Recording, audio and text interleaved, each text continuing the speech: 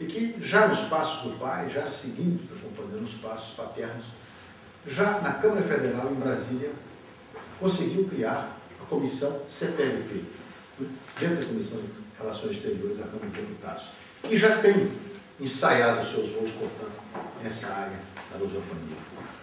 Ele voltou para... deixou Lisboa ontem, na verdade, e com a presença do presidente Mário Soares, que fez, evidentemente, prestou uma homenagem maior, né, ao seu amigo fraterno, Silvio Brito, sabemos todos, foi o Zé Aparecido de Oliveira. E eu menciono isso pelo fato de que, e mencionei isso também nesse seminário, porque nós falamos sempre no Zé Aparecido de Oliveira. É muito importante, é fundamental, é crucial, essa CPLP foi o grande articulador de tudo isto. Mas o conluio que se estabeleceu entre Zé Aparecido e Mário Soares foi absolutamente fundamental para que se tivesse realizado esse sonho de anos de se criar uma comunidade, de estar um marco jurídico, como dizia antes, uma moldura institucional a esse sentimento que já existia. À época, o então chanceler brasileiro, à época, eu digo, portanto, 96, o então chanceler brasileiro e outra vez agora chanceler Celso Amorim, asseverava que o que se fez foi dar forma institucional a uma realidade que faz parte do nosso cotidiano, impulsionando com o nosso timbre oficial. Antes de nós, comprovando a interação natural entre nossos povos, diversos setores de nossa sociedade já haviam estabelecido canais próprios de cooperação. Aspas, fecho aspas. Ou seja, a institucionalização da CPLP revigorou o sentimento de que a comunidade concreta preexistia à sua formação institucional. E o novo organismo multilateral se erigiu sobre 3 pilares principais, como sabemos: a concertação político-diplomática, a cooperação em todos os domínios e a promoção e difusão da língua portuguesa. Com muita frequência, pessoas nos perguntam: mas afinal, o que é que a CPLP tem feito para o comércio entre os nossos países? E essa pergunta é feita por autoridades de nossos países, muitas vezes. Não precisa ir muito longe. O presidente da Câmara dos Deputados do Brasil teve aqui um tempo atrás, e numa reunião da CPLP, a primeira pergunta que ele fez foi essa. E eu fui obrigado a dizer, por excelência, mas a CPLP não é um órgão, está compreendendo, voltado para o comércio. O comércio deverá vir naturalmente em consequência, não é, da integração que a CPLP pretende alcançar entre os nossos países. Mas ela não é um organismo comercial, ela não lida com tarifa, ela não lida, portanto, com exportação e importação, a não ser de ideias, de solidariedade, de afetos. De outra coisa.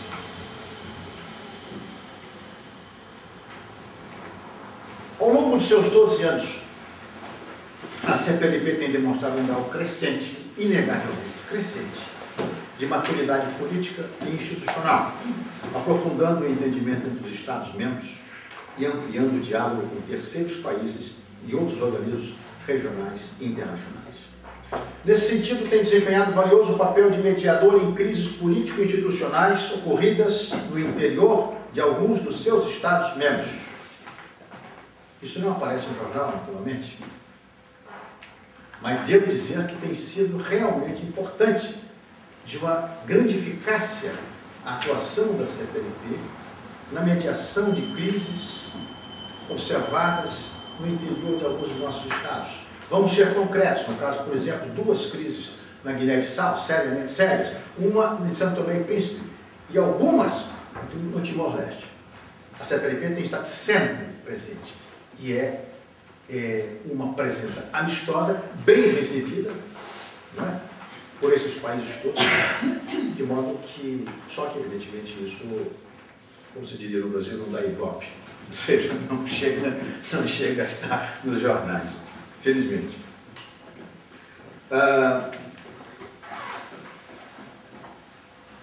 Na área da cooperação técnica, que seria, portanto, a segunda área da cooperação em geral, tem sido inegável a excelência do trabalho desenvolvido pela CPLP, embora, como veremos depois, poderá ser muito mais ainda aprofundado, a despeito das naturais dificuldades decorrentes das pronunciadas assimetrias entre seus membros.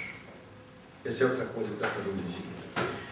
Projetos de grande interesse nas áreas de saúde pública, agricultura, capacitação profissional, educação, meio ambiente, etc., estão se multiplicando para benefício, sobretudo, dos países de menor desenvolvimento relativo.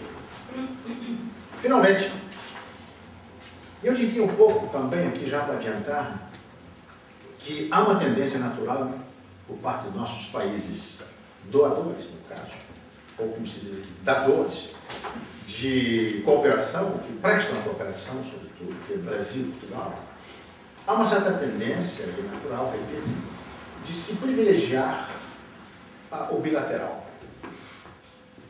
Ou seja, projetos bilaterais são mais fáceis de serem conduzidos, obviamente. Então, o Brasil faz um grande projeto, com Angola, Portugal faz um grande projeto com Moçambique. Isto é muito importante que continue, mas é necessário que a gente comece a ter uma mentalidade um pouco mais multilateralizante. Nós temos que, essa é uma luta nossa, de multilateralizar um pouco os nossos projetos, não em detrimento, evidentemente, dos projetos de caráter bilateral. Mas é porque os projetos multilaterais beneficiam não apenas a um país, mas a vários países.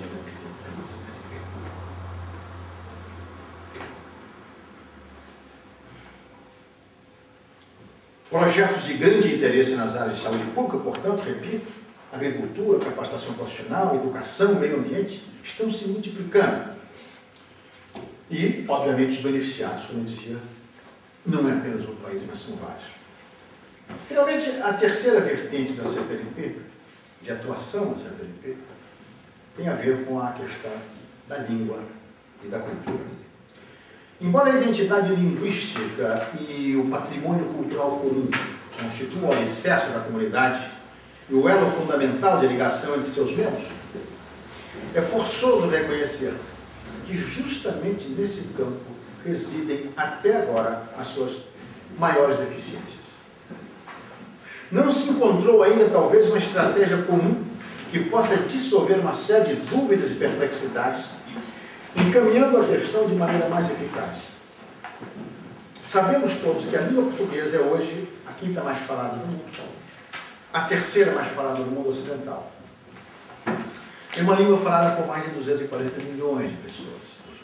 É uma língua que tem um valor intrínseco, é uma língua de cultura, e uma língua que está tentando ocupar o espaço de fato, do qual de fato é credora nos ambientes internacionais, nos organismos internacionais, etc.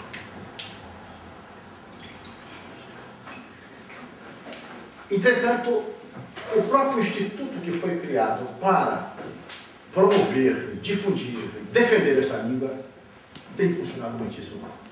Não tem funcionado, sim. Na última cimeira, pelo menos de Lisboa, ao eleger a questão da língua portuguesa como seu tema prioritário, reconhecendo as mencionadas deficiências e decidindo enfrentá-las com determinação, isso, pelo menos, constituía um alento para o futuro da própria comunidade. Apesar dos problemas relativos à ausência de mecanismos eficientes no processo de divulgação e consolidação do idioma no próprio espaço intracomunitário, algumas medidas recentemente tomadas não deixam de representar um avanço importante nesse setor. O novo acordo ortográfico da língua portuguesa, por exemplo, não só simplificará a ortografia, mas deverá constituir, e no caso do Brasil já está constituindo, sobretudo, um valioso instrumento de harmonização, restituindo à língua escrita a unidade que se havia perdido a partir de 1911, com a excelente reforma ortográfica então realizada unilateralmente por Portugal. Nós sabemos perfeitamente que a nossa ortografia, claro, era uma só, desde sempre. Em 1911, no entanto, na esteira já da República, e dentro de uma grande reforma do ensino que se fez em Portugal, tivemos essa reforma da própria ortografia do Gonçalves Viana. E foi a parte, que é uma excelente, diga-se passagem, reforma, ou seja, simplificou extraordinariamente a língua, a ortografia da língua portuguesa. O único problema